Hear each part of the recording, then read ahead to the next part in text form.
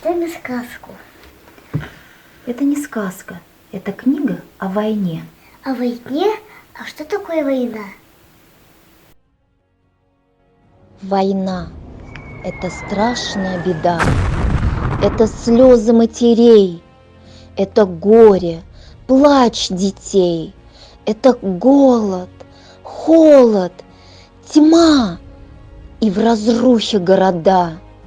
Не вернулся сын домой, горе матери одной. Не увидит он рассвет, звезд ночных сиянье, свет. Не обнимет муж жену, только горе и беду приносила нам война.